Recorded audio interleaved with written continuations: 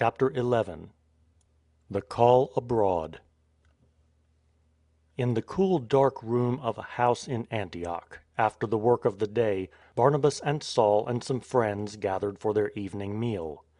Tired as they were, they felt the glow that comes at the end of a day filled, in each strenuous minute, with work on a task for which they greatly care. But one thing was lacking. If only Jesus could be there to say of the day's work, "Well done, comrades!" Peter and the others had told Barnabas at Jerusalem that, on the very last day before Jesus was crucified, he had supper with his friends. At the supper he broke bread and poured out wine from the cup and said, "Do this in remembrance of me." And then, as he saw their crestfallen looks at the thought of his leaving them, he tried to cheer them. "The world will see me no more, but you will see me," he said. So in Antioch at their supper, Barnabas and Saul and the others broke the thin loaves, handed the pieces of bread to one another, and passed the cup from hand to hand round the table in remembrance of Jesus Christ. As they did this and spoke of him, they knew that he was really there in the fellowship with them, nearer to them than breathing, closer than hands and feet. If any one of them broke out into anger with another one in the heat and rush of the day's work, he made it up at the supper, and they were friends again. They remembered, too, that many others of their friends in distant places were, at that same hour, breaking the bread and drinking the cup at the common table. Some of their comrades were at Jerusalem, and many in the little white villages in the country. Some sat down to supper after washing the stain of the fishing nets from their hands at the side of the Lake of Galilee, while others had gone home from working on ships in the thronged harbour of Sidon, or from the purple dyeing sheds at Tyre. There were more fellow Christians across the sea, trudging home from the fig orchards on the lovely island of Cyprus, and others from tending the goats on the hills behind Tarsus.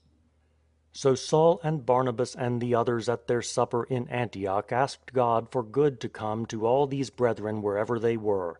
The words in which they prayed were something like this: "As this broken bread was scattered as corn upon the mountains, and gathered together became one, so let thy church be gathered together from the ends of the earth into thy religion, for thine is the glory and power, through Jesus Christ forever." One day a number of the brethren came to Antioch all tired and dusty. They had travelled all the way up through Palestine and Syria to Antioch. Among them was a man named Agabus, who had the gift of telling the future. "There is going to be a great famine," he said to the others. "Our brothers in Judea will be starving." What was to be done? They could not stand by in Antioch and see their friends die of hunger. "We must save up a fund of money so that we can buy food for them when the famine comes." So the disciples put aside money from their income, each giving as he was able to afford. The money was to go to Jews, but the Greek disciples in Antioch as well as the Jews would give their money, for since they became disciples of Christ the great barrier was broken down between Jew and Greek. When enough money had been collected, it was handed over to Barnabas and Saul. The young Greek Titus was also sent to help them. A Greek Christian going along with the two Jews would help to show the Jewish disciples at Jerusalem what they had not yet realized, that it was not necessary to be a Jew in order to become a Christian. They spent the money in corn, and perhaps figs from Cyprus and dates, and then started out with their precious burden. They might row down the Orontes or ride along the road as far as Seleucia harbour, and then, taking ship, sail down the coast to the harbour at Caesarea. As Saul came at last in sight of Jerusalem, it must have seemed strange to be coming back after 9 years into the city from which he had been obliged to flee for his life. 9 years ago, he remembered, even the disciples at Jerusalem had shunned him, because they thought that their old persecutor was only pretending to be a friend. Now he was coming again to these very people who had been afraid of him, and was bringing with him food that meant life to them and their boys and girls. It sickened Saul, however, in Jerusalem to find that, with all his training as a Jewish scholar under that great master Gamaliel, he could not get his brother Jews who were not Christians even to listen to him. Indeed, the fact that he had been the rising hope of the Pharisees only made them more furious. "Listen to a turncoat traitor with his pretended visions, talking his everlasting blasphemies about Jesus. Hear him declaring that he gloried in the accursed cross? No!" They spat with disgust and anger. It was in the lovely courts of the temple itself that Saul would feel most of all that he was against a stone wall. To walk where he had once studied, and to see there groups of young students whispering to one another as they glanced at him with sneering looks. To be an outsider in the cloisters of his own old college, that cut to his heart indeed. In the temple court Saul looked up to the sky above and prayed. In that hour there came to him, as clearly as that other vision of Jesus had come years before, a vision and a voice. And the voice said, "I have called you to leave the Jews and go as my missionary to the peoples."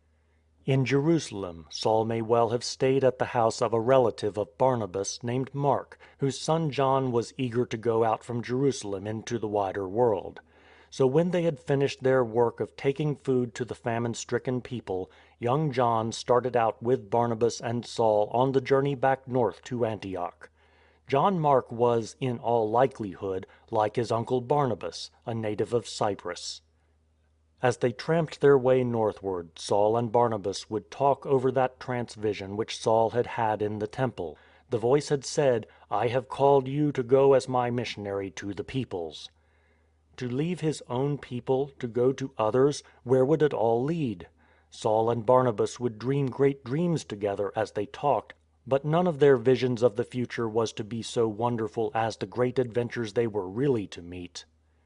At last they were back once more within the walls of the heathen queen city, and were soon telling Simeon, Manaen, Lucius and the others in Antioch all the news of Jerusalem.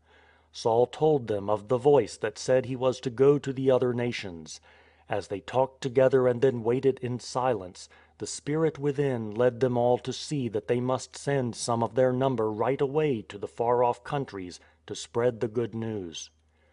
They were not to keep their best men at home. They, the brethren of the despised sect of the Nazarenes, were sending out the first missionaries to face the two greatest and most wonderful things the world had ever seen: the religion of the Hebrew people and the power and organization of the Roman Empire. The work abroad called for the finest brain, the best scholarship, the ripest experience. Barnabas, the trusted leader, and Saul, the fiery, swift-tongued university graduate, must go from them. They all met together and prayed, and then the Christian folk laid their hands on Barnabas and Saul. This showed that the missionaries were going out as their men. Saul, as he lay down on his bed on the floor that night, knew that he was in the morning to start on a new adventure. He did not know that the next day's tramp would be the beginning of long marches in which he would hunger and thirst, and would be stripped and buffeted and have no certain dwelling place, and labour working with his own hands. He was at the beginning of many journeys over seas and mountains, wide weary plains and crowded cities, wanderings that would never cease until they ended forever. End of chapter 11.